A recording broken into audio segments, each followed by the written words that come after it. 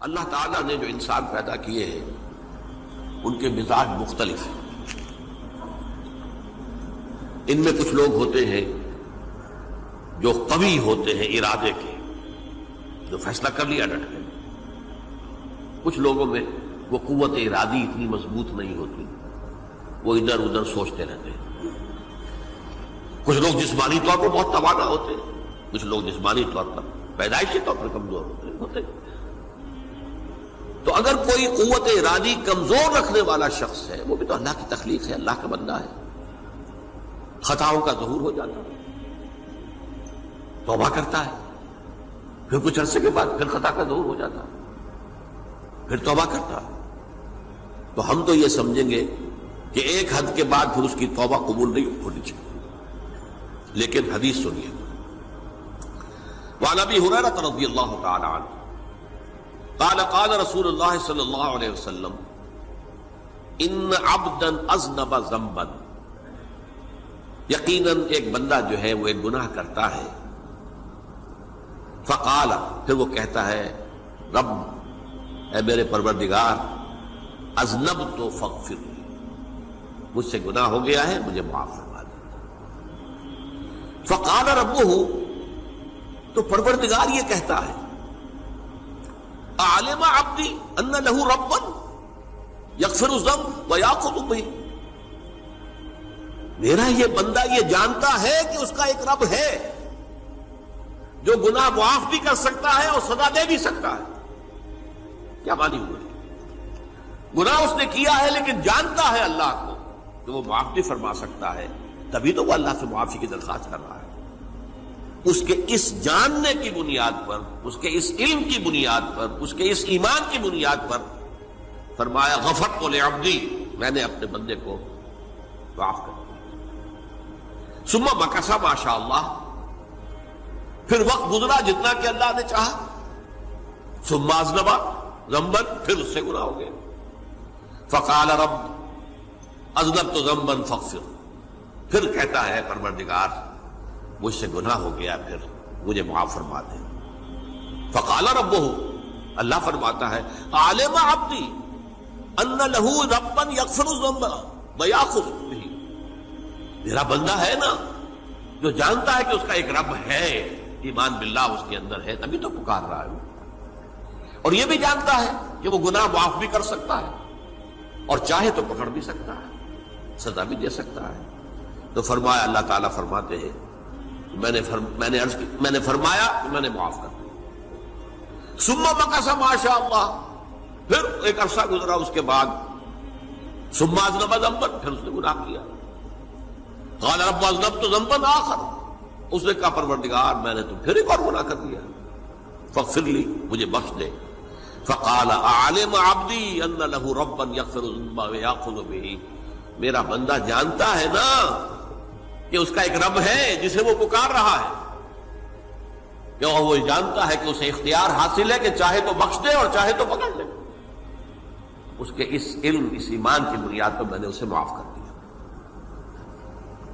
ایک اور حدیث، میں نے چونکہ اس گفتگو کے لیے ان احادیث کا تفحص کیا ہے، یہ تو بہت ہیں حدیثیں، میں نے ان میں سے کچھ چنی نہیں. ہمارے بعض واعظ ناصح وہ بھی کسی شخص کو روکتے رہے، برائیوں سے روکتے رہے، نہیں رکتا تو کہیں غصے میں آ کے اللہ تجھے کبھی معاف نہیں کرے گا. یہ کتنا بڑا جرم ہے، اس کا اندازہ کیجئے اس حدیث سے. تو میرے بندے کو میری رحمت سے مایوس کر رہے ہیں، کتنا بڑا جرم ہے اس کا اندازہ کیجئے.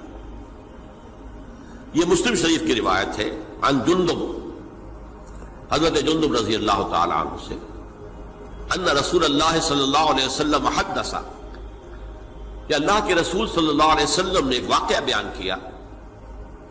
ان رجلا قال،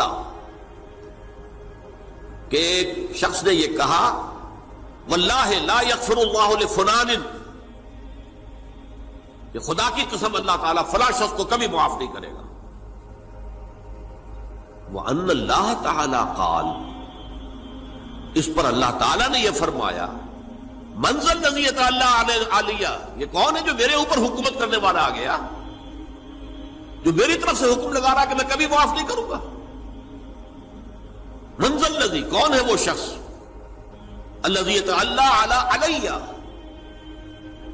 انی لا اغفر لفلان، کہ میں فلاں شخص کو کبھی معاف نہیں کروں گا، قد غفرت لفلان، اس کو تو میں نے معاف کر دیا، واحبطت عملہ، اس شخص کے تمام اعمال میں نے ضائع کر دیے کہ تم نے میرے بندے کو مایوس کیا۔ یہ ہے جرم کی انکار۔ تو توبہ کی دعوت دیتے رہو، توبہ کے لیے لوگوں کو آمادہ کرتے رہو، توبہ جو ہے اس کے لیے ترغیب دیتے رہو، اللہ تعالیٰ معاف فرمانے والا۔ اب آخری حدیث سنا رہا ہوں، یہ تو بہت ہی عجیب حدیث ہے اور متفق علیہ، یہ بخاری اور مسلم دونوں میں۔ حضرت ابو سعید الخدری رضی اللہ تعالی عنہ جو ہے وہ اس کے راوی ہیں۔ حضور نے فرمایا کان فی من کان قبلکم رجل قتل 99 نفسا، تم سے پہلے جو امت تھی بنی اسرائیل، گویا کہ ان کا ذکر ہے، اس میں ایک آدمی ایسا تھا جس نے 99 قتل کیے تھے۔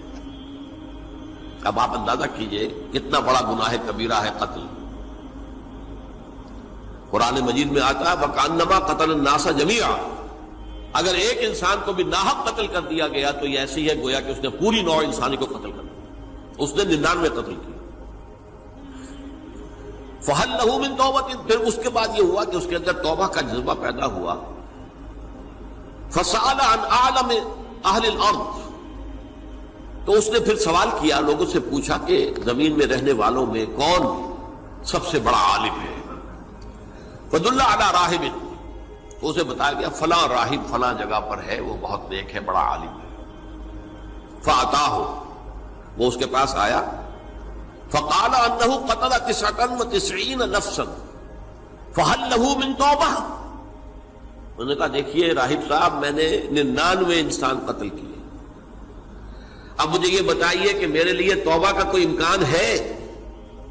فَقَالَ لَا، انہوں نے کہا نہیں۔ فَقَتَلَهُ، اس نے اس کو بھی قتل کر دیا۔ فَكَمَّلَ بِهِ 100، اپنی سینچری مکمل کر لی، مطلب 99 کے بعد ایک کی کسر تھی، اس کو بھی قتل کیا، 100 پورے کر لیا۔ ثُمَّ سَأَلَ عَنْ عَالِمِ أَهْلِ الْأَرْضِ، پھر اس نے پوچھا کوئی اور کوئی بڑے عالم انسان ہو۔ فَدُلَّ عَلَى رَجُلٍ عَالِمٍ، پھر اس کی رہنمائی کی گئی ایک بڑے عالم شخص کی طرف۔ فَقَالَ إِنَّهُ قَتَلَ 100 نَفْسٍ، تو اس نے وہاں جا کر کہا کہ میں 100 انسان ہلاک کر چکا ہوں، قتل کر چکا ہوں۔ فَهَلْ لَهُ مِن تَوْبَةٍ، میرے لیے توبہ کا کوئی امکان ہے؟ فَقَالَ نَعَمْ، کہا کیوں نہیں، 100 قتل کیے تب بھی کیا ہے، توبہ کا راستہ کا دروازہ کھلا ہوا، مَا لَمْ يُغَرْغِرْ، جب تک کہ وہ گھنگرو نہیں بج رہا اس وقت تک تمہارے توبہ کا دروازہ کھلا ہوا ہے۔ فرمایا نعم، وَمَن يَحُولُ بَيْنَهُ وَبَيْنَ التَّوْبَةِ، تمہاری توبہ کے درمیان اور تمہارے درمیان کون حائل ہو سکتا ہے، توبہ کا دروازہ کھلا ہے۔ لیکن ساتھ ہی کہا انطلق الی ارض کذا و کذا، اب تم ایسے کرو جہاں تم رہتے ہو وہاں نہ جاؤ واپس، وہاں کا ماحول اچھا نہیں ہے، معاشرہ اچھا نہیں ہے، ہو سکتا ہے کہ تم توبہ پر قائم نہ رہ سکو، تم فلاں جگہ چلے جاؤ، وہاں اچھے لوگ آباد ہیں، ان میں جا کر رہو۔ فإن بها اناسا یعبدون اللہ تعالی، وہاں ایسے لوگ آباد ہیں جو اللہ کی بندگی کرتے ہیں۔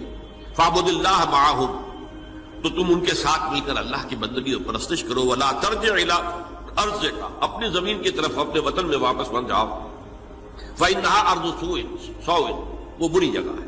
فانطلقا، تو وہ چل پڑا، ہجرت کر رہا ہے، اس جگہ جا رہا ہے جہاں کا راہب نے بتایا تھا۔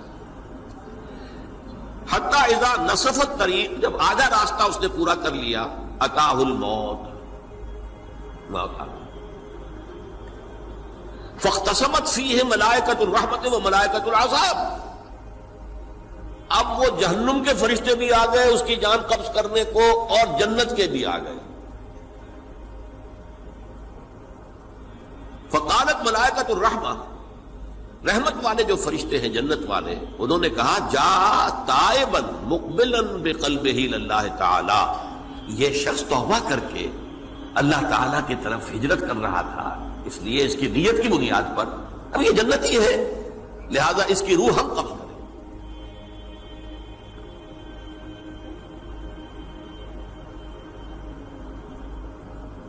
فقالت الملائکۃ العذاب، اور وہ جو عذاب والے فرشتے ہیں وہ کہیں گے انہ لم یعمل خیرا قط، تو نے توبہ کے بعد کوئی نیک عمل تو کیا ہی نہیں، تو کس بنیاد پر اس کو تم جنت میں لے جاؤ گے؟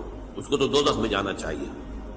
فاتاہ ملک فی صورت آدمی، تو ان کے پاس اللہ نے ایک اور فرشتے کو بھیج دیا آدمی انسانی شکل کے اندر، فجعلوہ بینہم، تو ان فرشتوں نے کہا بھائی ہمارا فیصلہ کرا دو، اس کی روح ہم لینا چاہتے ہیں یا ہم لینا چاہتے ہیں، انہیں حکم بنا لیا۔ فقال قیسوا ما بین الارضین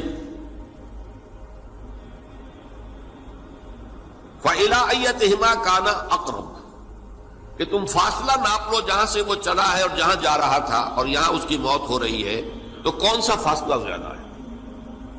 جب ناپا گیا، بلکہ ایک حدیث میں آتا ہے کہ اس پر اللہ نے زمین کو جو ہے حکم دے دیا، ایک طرف والی زمین تو سکڑ جا، دوسری والی جو ہے تو پھیل جا، تاکہ وہ جو جا رہا تھا وہ زیادہ قریب ہو جائے بنسبت اس کے کہ جہاں سے وہ چلا تھا۔